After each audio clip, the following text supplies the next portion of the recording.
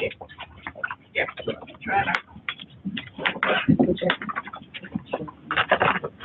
Well, welcome everybody. My name is George Tomlinson. I'm a biostatistician here at UHN, and I'm here to introduce our speaker today, the eminent Peter Austin. I'm sure all of us have read many of his papers, and we're very excited to have him down here talking to us this week about competing risks and survival analysis. I want to ask Peter if he's willing to come down and talk about our ClinEpi rounds. A topic of his choice. He chose this topic as something he's been looking into recently, and I'm sure a lot of us have faced issues with competing risks in survival analysis. It seems to be something that's in the air now, and I think a lot of us probably also don't really know the right and best way to do things. And hopefully Peter can shed some light on these issues for us today. Thank you. Well, thank you very much, George. Thank you for the invitation to come down and join you. So as George said, I'll be talking about competing risks in survival analysis.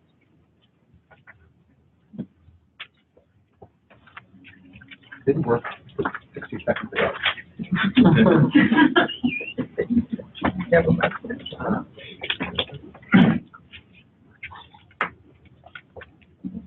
That's fine. Oh, it doesn't.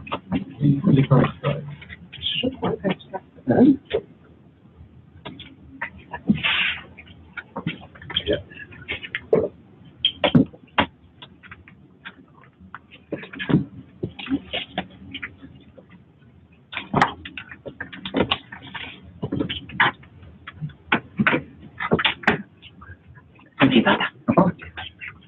So this is what I want to cover in the next hour or so. I want to begin by having a brief review of conventional survival analysis and what is one trying to do in conventional survival analysis. I then want to introduce the concept of competing risks, and then talk about how does one estimate the incidence or the probability of an event occurring over time in the presence of competing risks. I'm then going to introduce two different regression models that can be used in the presence of competing risks, and then I'll have a brief summary of what I've said over the past 50 minutes or so. So first, a brief review of survival analysis. So I want to talk about 5 different concepts in classical survival analysis, and these are the concepts of censoring, the survival function, the risk set, the hazard function, and the Cox proportional hazard model. That the last 4 of these are modified in the presence of competing risks. But you can only understand the modification if you understand what the initial definition was. So we're going to go through these initial definitions relatively quickly. So survival analysis deals with the study of events that occur over time. And so if we had a cohort of subjects and we were following them for the occurrence of disease, disease occurs over time. That this subject develops the disease after 1.5 years, this subject after 2 years, and so on. That the disease occurs over time. And survival analysis is focused, or it focuses on analyzing data where events occur over time. However, survival analysis is often characterized by censoring. That we usually don't have the luxury in our cohort study of waiting until the event occurs for every subject. That if you enroll or construct a cohort of subjects and are following subjects for time to death, that we don't have the luxury of waiting until every subject in the cohort has died before we terminate the study and then conduct an analysis. Instead, we terminate the study, we see which subjects have experienced the event prior to study termination, which subjects have died, and then we also see which subjects are still alive at the termination of the study, and we say that these subjects have been censored.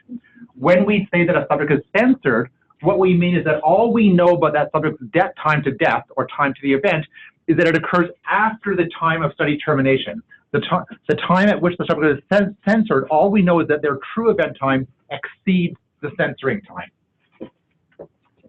So if a subject is censored at time t0, then that subject is no longer observed after this time.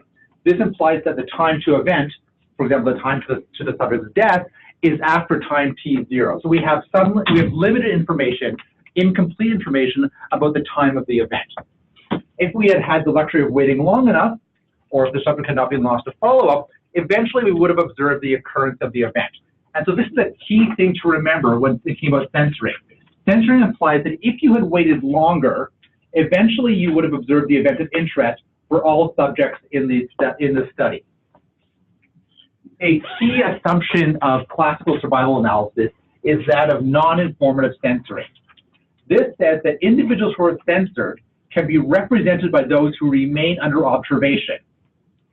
In other words, censoring does not provide us with any information about prognosis. So if we have a cohort of subjects, we follow them along, the subjects who are censored, whether they dropped out or they enrolled late, subjects who had dropped out early have the same prognosis. Their prognosis can be estimated by the subjects who continue under observation. That the assumption that they are no different, potentially after conditioning on covariates, but that they are no different than the subjects who remain under observation. The next key concept in classical survival analysis is that of the survival function, which we denote by S of t. So it's a function of time t, and it simply denotes the probability that the time of an event occurs after time little t. So we simply say that the survival function is the probability that the event time occurs after time t. We usually use the Kaplan-Meier method to obtain an estimate of the survival function. And so I'm assuming that most of you are familiar with the Kaplan-Meier method for estimating survival functions. It's hard to open a medical paper without seeing that occurring. When there is only one type of event, the cumulative incidence of the event can be estimated as 1 minus the survival function. So whereas the survival function is the probability that the event occurs after time t, the cumulative incidence function is simply its converse, the probability that the event has occurred prior to time t. And so the cumulative incidence function starts at 0. At time 0, the event has not occurred for anyone, and then will increase over time. Another key concept in classical survival analysis is the risk set. The risk set is the set of all subjects who have not experienced the event of interest and who are at risk for the event of interest at time t. So the risk set changes over time. At the beginning of the study, the risk set consists of all subjects in the study because everyone is still under observation and has not yet experienced the event. And as the study progresses and subjects have either die or drop out of the study, the risk set will shrink. And at any given point in time, the risk set consists of those subjects who are still alive and therefore at risk, who are still under observation and are at risk of the event occurring. The next key concept is the hazard function. The hazard function is a function that's defined as over time, and it's defined as the probability. So the hazard function is a function of time t. It's the probability that the event occurs in this small interval between t and t plus delta t, given that the subject has survived up until time t, divided by the length of this small interval, and then we shrink that interval. You can think of the hazard function as the instantaneous rate at which the event is occurring at time t. The hazard function changes over time depending on the scenario that you're studying. There may be different shapes or forms of the hazard function, and each person has their own unique hazard function. For a given event, my hazard function will be different from each of your hazard functions for a given event. The hazard function denotes the instantaneous rate of the occurrence of the event at time t. Note that it is not a probability. It's not restricted to lie between 0 and 1. And the final key concept from classical survival analysis is the Cox proportional hazards model. It is a model for the hazard function. That the left side of our regression model, what we're trying to model is the hazard function. We're using covariates to explain how covariates modify the hazard function. Sorry, there must be a translation error between different versions of PowerPoint. This should be a ...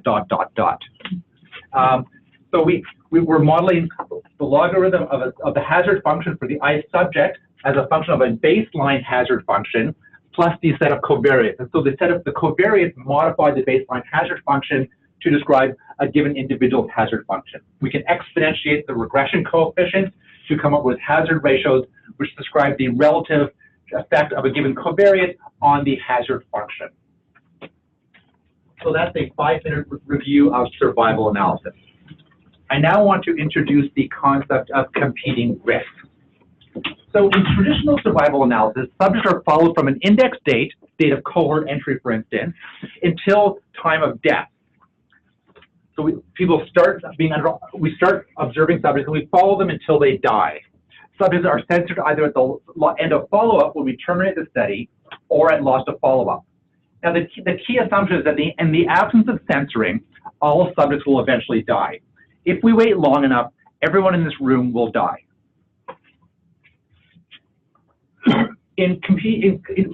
When we introduce the concept of competing risks, this assumption is no longer true.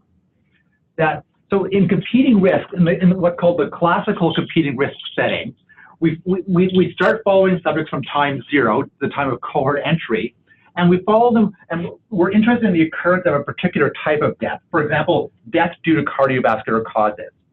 Now, subjects who don't die of cardiovascular causes will ultimately die of another cause.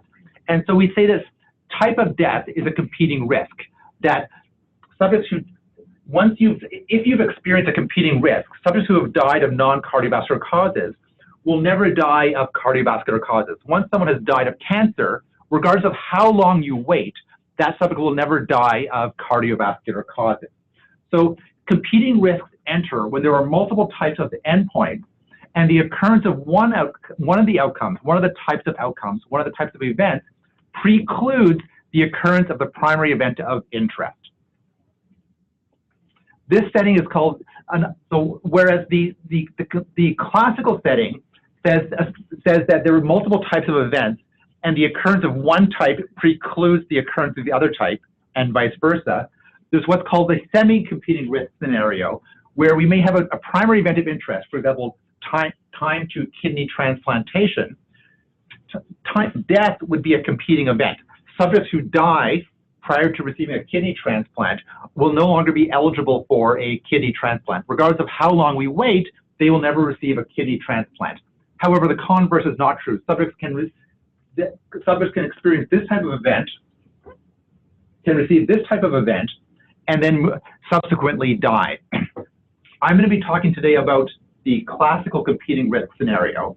Everything I talk about, though, is applicable to the semi-competing risk scenario if you simply modify your definitions to talk about time to first event. So in other words, either kidney transplantation prior to death or death prior to kidney transplantation. And then you have a classical competing risk scenario, because once you've experienced a first event, you can't experience the other event first.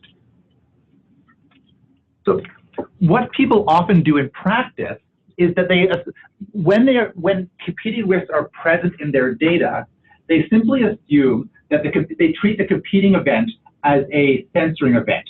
And so if they're really interested in, if the primary focus of the study is time to cardiovascular death, they simply treat subjects who experience non-cardiovascular death, who die of cancer, for instance. They treat that as a censoring event. And so they treat the competing event as equivalent to censoring events. However, doing so can violate the assumptions of one of our initial assumptions that undergirds much of survival analysis, and that is the assumption of non-informative censoring. And that treating a competing event as a censoring event risks the violation of this assumption. For example, if we treat subjects who die of non-cardiovascular causes as being censored, we're saying that people who die of non-cardiovascular causes will have the same prognosis as subjects who continue under observation. However, one could argue that someone who has died of cancer, that their prognosis is probably not well estimated by people who haven't died of any cause and who continue under observation. And so we risk violating the assumption of non-informative censoring if we simply treat subjects who've experienced the competing event as though they were censored. Any questions up until now? Yes. So I have a question. I will give you one example. Let's say we're looking at the prostate cancer, and we're looking interest of the prostate cancer specific death. Yeah. In that scenario, let's say those generally prostate cancer patients, they live longer, almost their survival almost equivalent to general population, maybe sort of a few years in the low risk for the advanced cancer will have poor survival. So those, your interest is the cancer resistant survival, and if patient dies with the other cause. So let me jump in here. So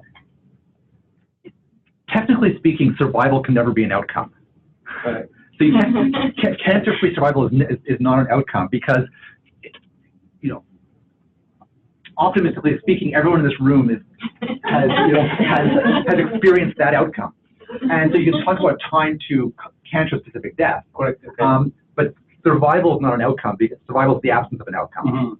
Mm-hmm. So you can have, if you have time to cancer-specific death, so say if you're dealing with prostate cancer, time to prostate cancer-specific death could be an outcome. Time to death due to other cancer due to other causes, so death due to lung cancer, death due to colorectal cancer would be competing risks. Because once you've died of colorectal cancer, you are no longer at risk of dying of prostate cancer. So what happened? Those other causes, they die somewhere later than those patients who died with the cancer. But you're simply saying a competing risk simply says that once a competing risk has happened, you no longer are at risk of the primary event of interest. So once someone has died of lung cancer, they're no longer at risk of prostate cancer death. And we need to introduce different methods to account for this, that naively assuming that they were censored will run the risk of introducing misleading conclusions into our analysis. So one can ask the question, how come, so if you want to take sort of a bird's eye view about survival analysis, that there's, broadly speaking, there's two types of questions that you can ask. You can ask, what is the incidence, or what is the probability of an event occurring over time? And the Kaplan-Meier function, or the complement of it, describes that. That simply says, how do events occur over time? Secondly, you can say, how do different characteristics modify the rate, or the rate at which events occur? And so, if broadly speaking, you can sort of divide most survival analysis questions into one of those two arms, one of those two types of questions. We're now going to look at that first one and say, in the presence of competing risks, how do we modify the analysis in order to allow us to estimate incidence in the presence of competing risks? So historically, or in the absence of competing risks, almost everyone would use the Kaplan-Meier estimate of the survival function. This was originally developed to describe mortality in the presence of incomplete follow-up from unrelated causes. So if we have assays denoting the survival function, in the absence of competing risks, so if we're looking at time to death, the survival function, this says that eventually, remind me not to touch the screen, that eventually no one survives. That if we wait long enough, the event has occurred for everyone. And again, we're having a PowerPoint to PowerPoint problem. And alternatively, a way of saying that is eventually the event occurs for everyone. So with death, eventually everyone dies. However, if we were to use 1 minus the Kaplan-Meier curve to estimate incidence, the probability of the event occurring over time in the presence of competing risks, we run the risk of obtaining a biased estimate of the cumulative incidence function. In particular, using 1 minus the Kaplan-Meier curve or function will overestimate the incidence of the event of interest in the presence of competing events. So if competing events are present, so if we're interested in looking at the incidence of cardiovascular death over time, and if we simply treat people who die of non-cardiovascular causes as being censored, and then if we naively use the Kaplan-Meier curve, we would end up overestimating the incidence of cardiovascular death over time. Now, a simple way to think about that is that the Kaplan-Meier curve says people who are censored eventually die. However, when a competing event has occurred, these subjects are actually no longer at risk. So when someone has died of cancer, they're no longer at risk of cardiovascular cause. But using the Kaplan-Meier curve essentially bends the curve upwards, the survival curve up, or the incidence curve upwards, because it's assuming that these people will eventually die when they won't. So, whereas with death, everyone dies, when looking at specific causes of death, not everyone is going to die of a specific cause. Whereas the Kaplan-Meier curve is bound to go down to 0, or its complement is bound to go up to 1. Not everyone is going to die of cardiovascular causes. Not everyone is going to die of cancer. And so in the presence of competing risks, we want the cumulative incidence function to not necessarily approach 1 as time approaches infinity. There will be some subjects who will never experience the event of interest regardless of how long we wait. Now, if you have, this is sort of a fancy way of saying simply that if you had 2 types of outcomes, so death due to cardiovascular and non-cardiovascular causes, that if you naively used the Kaplan-Meier curve to estimate the incidence of cardiovascular death over time and the incidence of non-cardiovascular death over time, if you added those 2 curves up, they would exceed the probability of dying of any cause. But of course, that's nonsensical, that either you die of cardiovascular or non-cardiovascular causes. And I'll illustrate this graphically in a case study later on in this segment here. But essentially, if you were to use Kaplan-Meier curves to estimate the incidence of your different types of outcomes and then sum them up together, you would end up with estimates that exceed the probability of dying from any cause. So to rectify this problem, we're going to introduce or modify a hazard function. So initially I said that I introduced the hazard function, as which you could think of as the rate of the event occurring in subjects who are event-free. We're now going to modify this. So this is the first modification that we're going to see in the presence of competing risk. We're going to modify our initial definition of the hazard function to denote what's called the cause-specific hazard function. So again, T denotes the time of the occurrence of the first event for a subject. And now we introduce a new variable called D that denotes the type of event that occurred. So if we were looking at a setting where we had death due to cardiovascular and non-cardiovascular causes, D would take on 2 values. Either D equals 1 means you died of cardiovascular causes. D equals 2 means you died of non-cardiovascular causes. So now, for each of the possible types of events, so cardiac versus non-cardiac death, each has its own cause-specific hazard function. So we have 2 cause-specific hazard functions. It's a function of time conditional on the covariate, and it looks very much like the initial hazard function, except we've introduced a D here, saying a D here. And so what we're saying here is that conditional on, so in other words, among the people who are event-free, the people who have not yet experienced any event prior to time t, what is the probability of the event occurring in the next small interval of time, not only of an event occurring and it being an event of the given type? So the cause-specific hazard function for cardiovascular death would say, what is your instantaneous rate of cardiovascular death in subjects who are currently alive? The cause-specific hazard function for non-cardiac death would be, what is the instantaneous rate of non-cardiac death in subjects who are currently alive? So both of them use the same risk set, subjects who are currently alive, subjects who have not experienced either of the 2 competing events, and it looks at the instantaneous rate of that type of event in that risk set. So we now have a new function, the cause-specific hazard function. Now some definitions. So if you were to integrate the cause-specific hazard function between time 0 and time t, you would come up with the cumulative hazard function. The cumulative hazard function is related to the survival function. So the survival function is the probability that no event has happened by time t. And now it simply is, the survival function is a function of all of the cause-specific cumulative hazard functions. So the probability of not experiencing any event is a function both of your hazard of experiencing cardiac death and your hazard of experiencing non-cardiac death. So the important thing to remember from this slide, when we move on to the next slide or 2, is that someone's probability of survival of not experiencing any event is related to their hazard of experiencing the different types of events. So now, in the absence of competing risks, so the survival function is related to the overall cumulative hazard function without competing risk. With competing risk, we've simply modified this by replacing the overall cumulative hazard function by the sum of the cumulative cause-specific hazard function. Now we're going to define the cumulative incidence function for use with competing risk.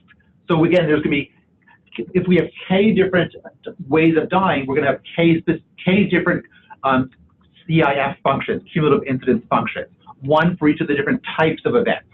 So if we have cardiac versus non-cardiac death, we're going to have a CIF for cardiac death and a CIF for non-cardiac death. And it's simply the CIF for the case event type is simply the integral of the cause-specific hazard function for that type of event times the overall survival function. Now, because the overall survival function is a function of all the cause-specific hazard functions, the CIF, the probability of experiencing a given the case event over time, is implicitly related to the hazards of all of the different types or different ways of dying. So my probability, or the probability of dying due to cardiac causes over time, is related both to the hazard of dying from cardiac causes over time, but also the hazards of dying due to non-cardiac causes over time. Similarly, my probability of dying due to non-cardiac causes over time is implicitly related both to the, as you would expect it to be, my hazard of dying due to non-cardiac causes over time, but also my hazard or my risk of dying due to cardiac causes over time. So again, this just repeats the same thing, that we have a definition for the CIF, which is the probability of experiencing the given event type over time. If we use this CIF, we end up with the desirable property that we wanted to have before, but that the naive use of the Kaplan-Meier curve didn't give us, that the probability of dying at a given point in time, t, of the different event types, when we sum them up, is the probability of dying from any cause.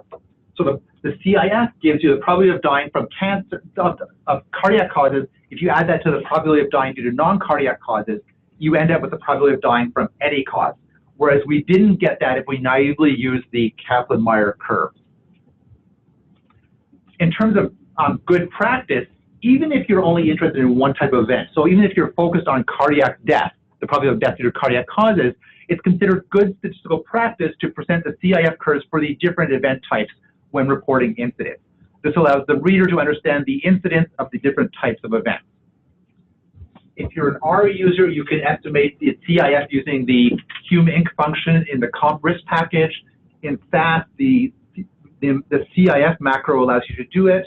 In more recent versions of SAS, this is what's called an auto-call macro, so you don't have to load it yourself. It comes preloaded. So now we're going to walk through an example to illustrate how you would apply this method.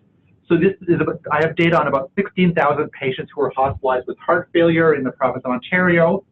Of these 16,000 patients, about 2/3 have died during the course of 5 years of follow-up. So we followed patients from the date of hospital admission to up to 5 years. About 2/3 died. Of those who died, about 60% died due to cardiovascular causes, and about 40% died due to non-cardiovascular causes. So here we have the CIF for non-cardiac death down here in the dashed line. The heavy solid line is the incidence of cardiovascular death over time, and the thin line on the top can be obtained using two ways, both of which would coincide. You can either sum up at any given point in time t, you could sum up these two curves here, stack them on top of each other, or you could simply do the Kaplan-Meier curve for all-cause death. Both would result in lines that were coincident with one another. And so what does this curve tell us? Well, it says if we were to follow patients for about 5 years, that say after 3 years, that after 3 years, about 15% of patients will have died due to non-cardiac causes, and about 25% will have died due to cardiac causes. That after 1 year, about 7 or 8% of patients would have died due to non-cardiac causes, and about 15% would have died due to cardiac causes. So this figure allows us to look at the incidence of cardiac and non-cardiac death over time. This graph shows us what could go wrong if we naively use the Kaplan-Meier curve in place of the CIF. So the heavy black dashed line at the bottom was our CIF for non-cardiac death. Now, the green dashed line directly above it is the 1 minus the Kaplan-Meier curve for non-cardiovascular death. So if you naively use the Kaplan-Meier curve to estimate the incidence of non-cardiac death over time, the discrepancy between those lower two lines shows the degree to which you would be overestimating the incidence of non-cardiac death over time. The solid line in the middle here, the black solid line, is the CIF for cardiovascular death. The dotted and dashed green line is the complement of the Kaplan-Meier curve for cardiovascular death. So again, we see here that if one were to naively use the Kaplan-Meier curve, you would overestimate the incidence of cardiovascular death over time. Now, the red dashed line is simply the Kaplan-Meier curve, or the CIF, for all-cause deaths, or summing up the two CIFs. The blue line on the top is the sum of the two complements of the Kaplan-Meier curve, so here and here, which give us this. And so we see here that by naively adding up the two Kaplan-Meier curves for the two different types of events, you end up with a incidence of death, because you can only die of cardiac or non-cardiac causes, that exceeds the Kaplan-Meier estimate of all-cause death, if you looked at that simply as a simple composite outcome. Okay. Any questions, clarifications? Yes.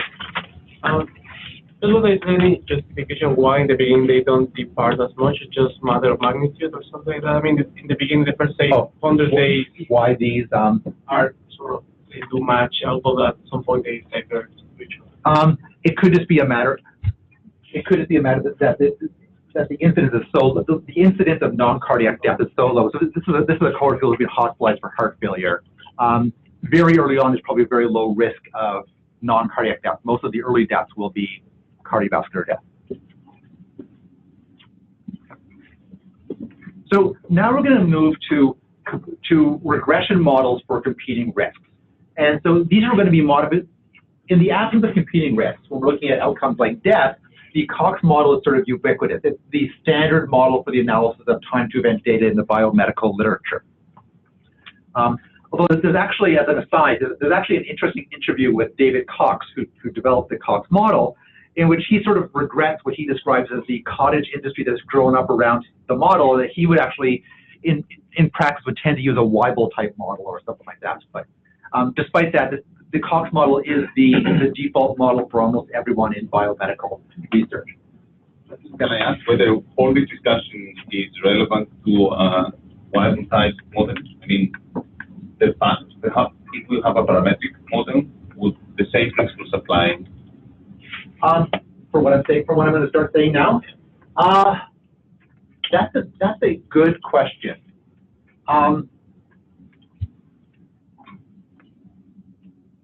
Let me pull that question in a few slides from now. Okay, it's an interesting question, but I don't have the best answer to it. But I have some points where, well, I'll try and draw that in. So when you're fitting a regression model, broadly speaking, in sort of biomedical or epidemiological research, there are two primary reasons for estimating time-to-event regression models. One is for what people call estimating etiological effects. And so you want to say which variables are associated with the outcome of interest. Does smoking increase the risk of lung cancer? Do people in this group here, do people with diabetes experience cardiovascular disease at a greater rate than people without diabetes?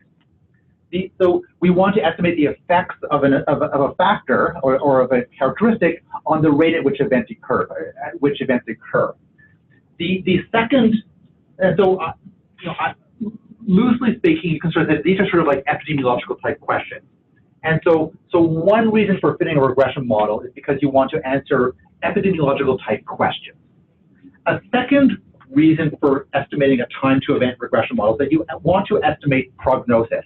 And I call this sort of Framingham type questions from the Framingham risk score. And so if you want to be able to say, there's a patient sitting in my office, they're 55 years old, they smoke and they have diabetes, their probability of developing heart disease within 10 years is X%, then you're asking a question about prognosis. Anytime you want to estimate actual probabilities about the event occurring, you're asking a question about prognosis.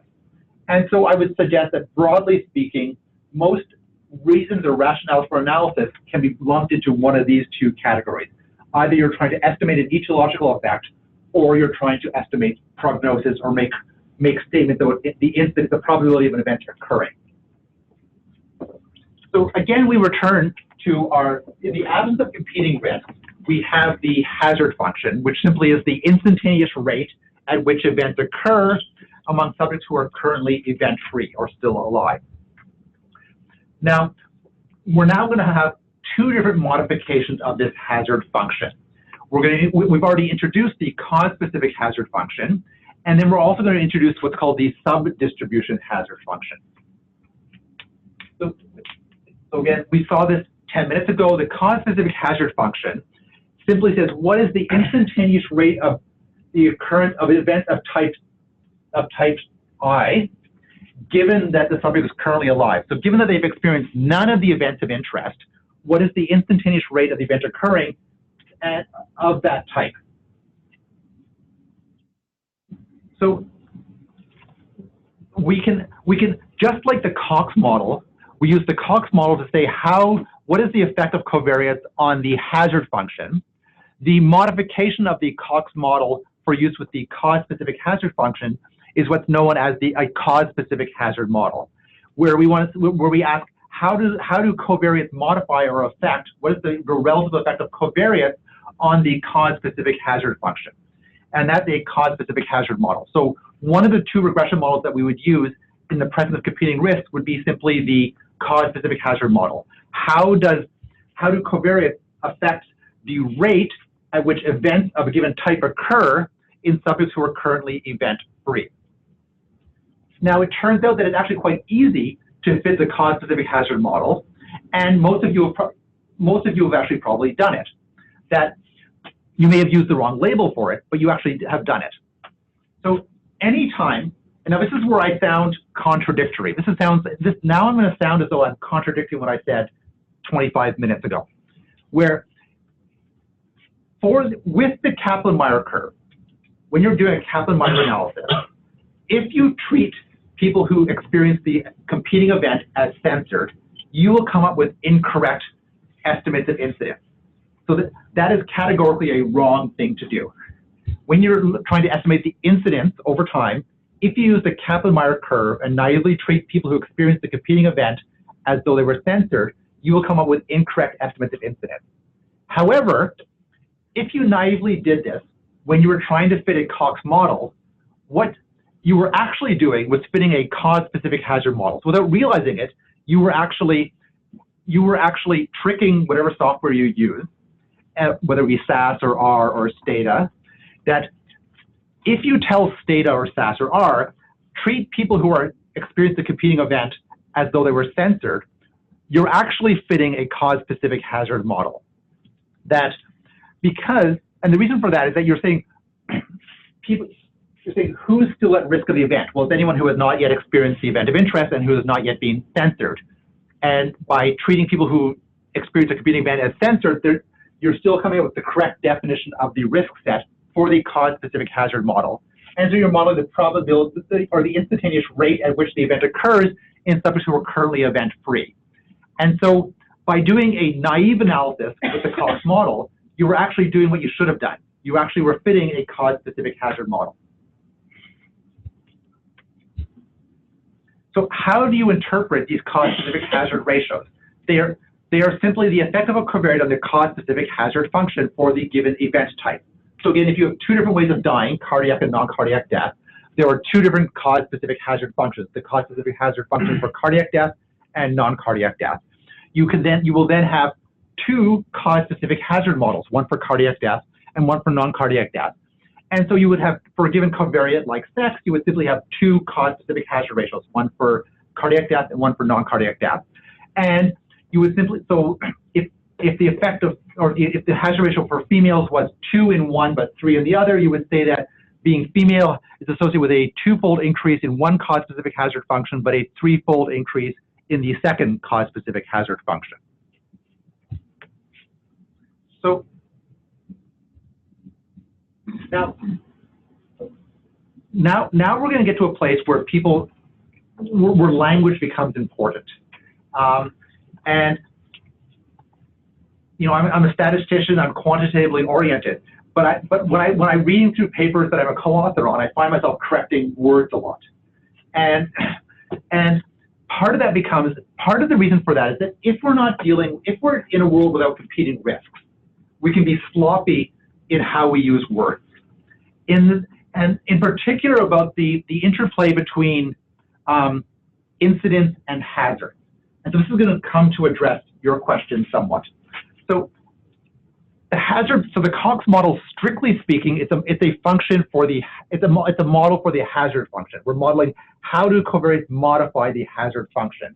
And the regression coefficients tell us whether a given covariate increases or decreases the hazard function. Does the hazard increase or decrease if you're male compared to female, if you're young compared to old, if you're diabetic compared to non-diabetic, and so on.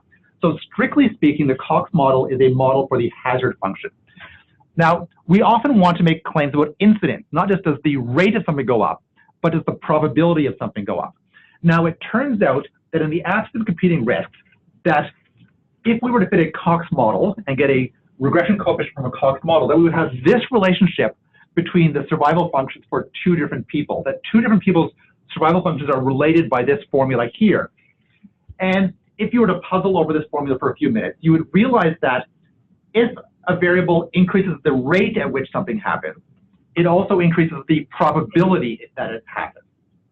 So increasing if the hazard ratio is greater than 1, you increase the rate at which something happens, and that's going to have the effect of increasing the probability of which it happens or decreasing the survival function.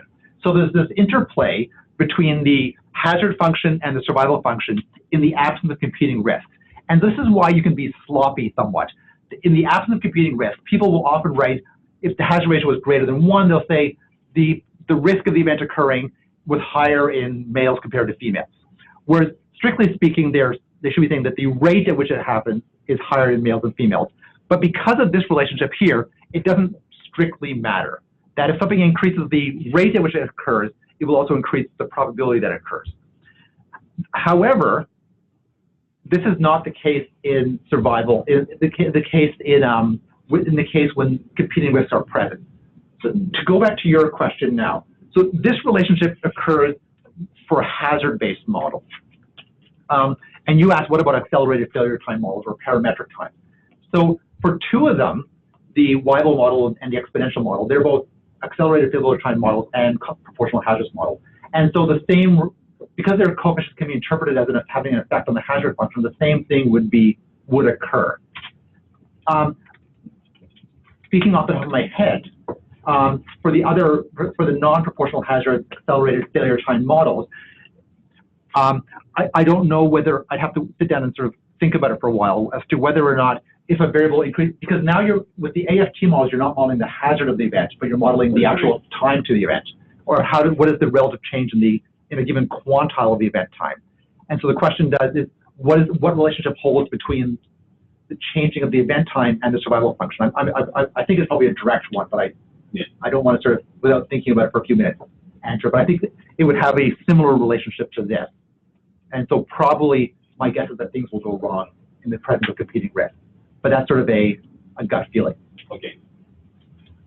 So in the presence of competing risks, the relationship between a regression coefficient and the incidence of the event of interest, not the rate, but the incidence, the probability of the event occurring over time, depends upon the effect of the covariate on the cause I, so the covariate from the model that you fit, but also the effect of the covariate on the other causes. So not just how does that covariate affect cardiac death, but also how does it affect the rate of non-cardiac death, as well as the baseline hazards, the underlying baseline rate at which the other events occur.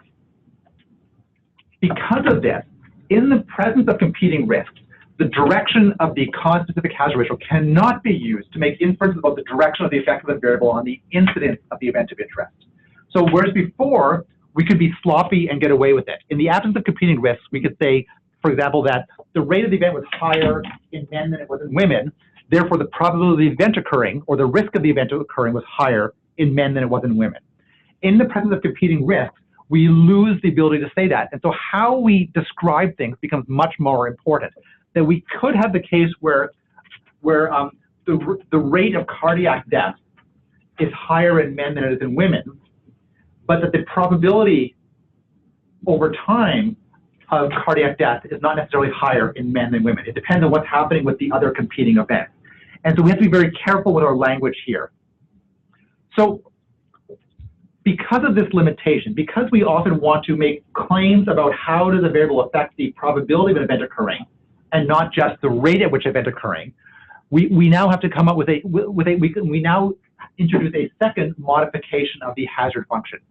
We didn't have to do that in the absence of competing risks, because in the absence of competing risks, there was this close correspondence between the direction of the effect on rates was the same as the same direction as the effect on incidence. Because that falls down or falls apart in the absence of competing risks, we now have a new, Fine and Gray introduced a new hazard function, which they call the sub-distribution hazard function. And it's a, you know, to be honest, it's sort of a weird hazard function. And when you work through what it means, it doesn't really make sense. The reason that they introduced it, though, is it allows you to recover this relationship that you wanted to have. That it allows you to recover a regression model where you can make claims about the direction of the effect of a covariate on the incidence or the probability of the event occurring over time. So what is this sub-distribution hazard function? So the first part of it here, the probability of the event occurring, the probability of a given type of event occurring in a small interval of time is the same. The denominator is the same, small interval of time. The risk set is different. The two different hazard functions in the presence of competing risks differ by the risk set. The cause-specific hazard one makes sense intuitively. It says the risk set is who's still alive, who has not yet experienced an event of interest. This says it's composed of two different groups of people. People for whom the event time is greater than t, that says people who are still alive, people who have not yet died from cardiac or non-cardiac death, or people who have already experienced an event of interest, and it was a different type of event. So the sub-distribution hazard function for cardiac death, its risk set is composed of two groups of people, people who are still alive, or people who have died of another cause. So everyone who's died of cancer is still at risk for cardiac death, even though they're never going to have it. But they remain as sort of as placeholders in the risk function. And it's counterintuitive. But the reason it works, the reason that it's defined this way is it allows you to come up with a regression model that you can use to make claims or inferences about the association of a variable and the direction of the effect on incidence or probability. So if you were to fit a sub-distribution hazard model, how would you interpret it, the hazard ratios? So the strict interpretation is that the hazard ratio defines the effect of a covariate on the relative change in the sub-distribution hazard model. Fine himself will admit that this has a limited interpretation when taken directly.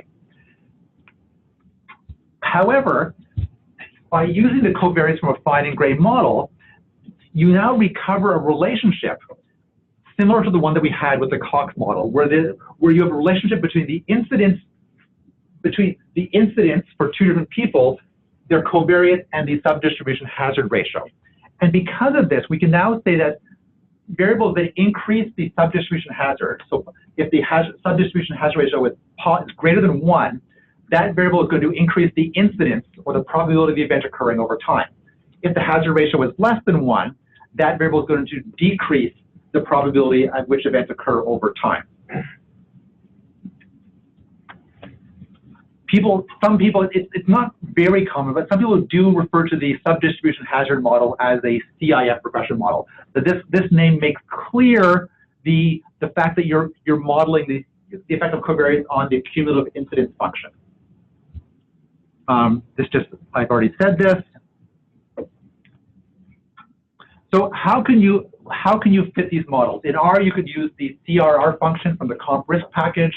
In SAS, you can use or newer versions of SAS, you can use proc-phreg, and in THETA, you can use STC-rreg. So we're going to return to our effective data set, where before we looked at the crude incidence of cardiac and non-cardiac death over time.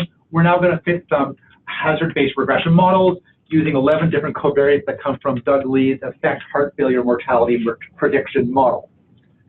So here we have, is there a way to get that top little thing? No? Unfortunately. Okay. Yeah, the problem is I don't know which, so one pair of columns is for the sub-distribution hazard model and one pair of columns is for the cause-specific hazard model. Unfortunately, The first one is maybe to the, oh, no, maybe not.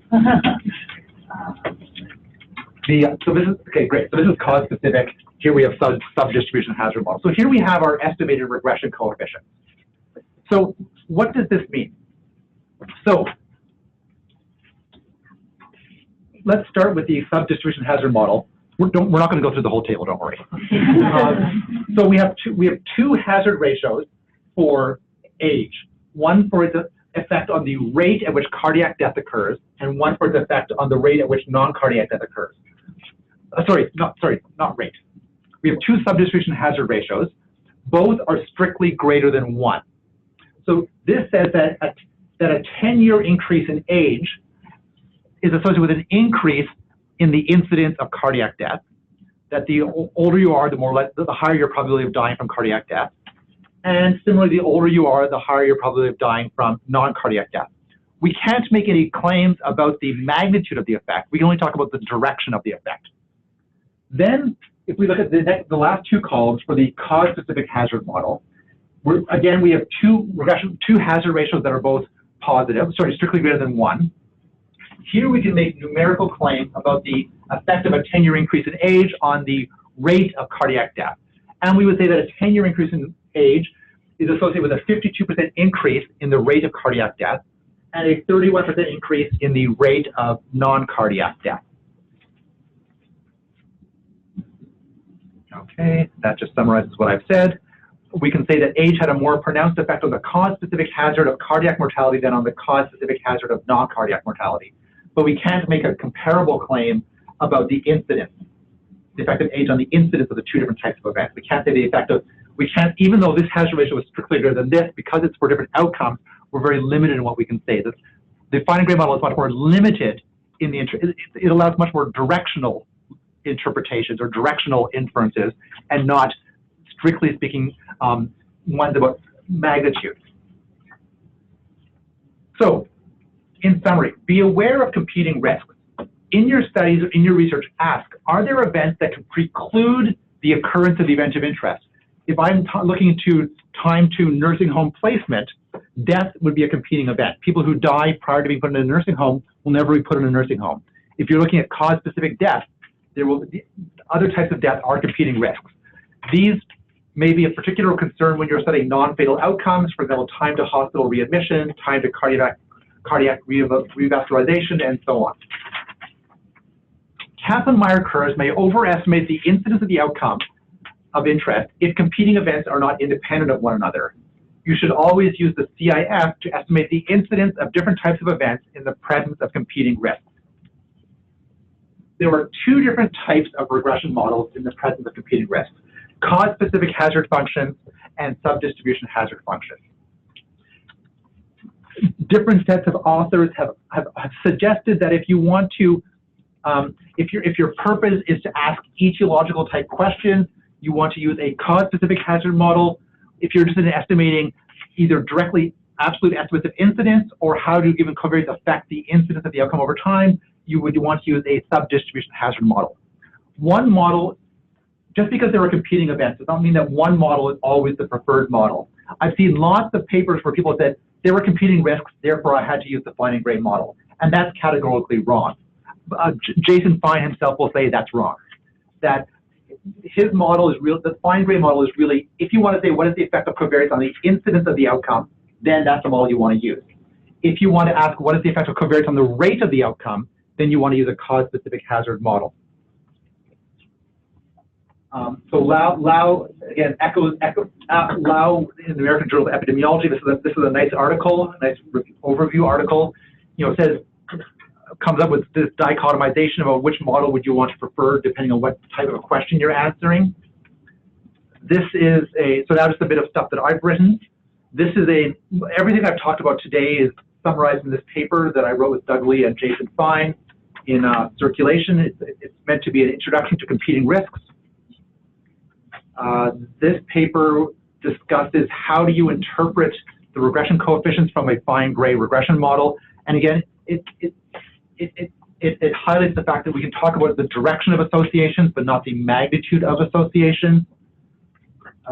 This paper looked at reports of RCTs, and we looked at how prevalent or how common were competing risks in RCTs, and were they or were they not addressed in the analysis that were done. And then for those of you from a ClinEpi background, you will all be aware, or should all be aware, of the Peduzzi paper that talk about how many events per variable you need to construct or estimate a regression model, and it comes up with the rule of thumb that you need 10 events per variable that you enter into your model. Here with Arthur Alignol and Jason Fine, we looked at the asked the same question in a setting of competing risks and found generally similar results, although there were some scenarios where you would need more than that. This is about how to develop a points-based risk scoring system, so something similar to the Framingham risk score, where you want to assign points to different levels of risk score or factors to come up with a risk scoring system. These ones, so I've already highlighted this one before, so these two are both very nice tutorials, one in stats and medicine and one in AJE, but they're both accessible about the broad, and again they would provide content similar to what I've done here. Questions?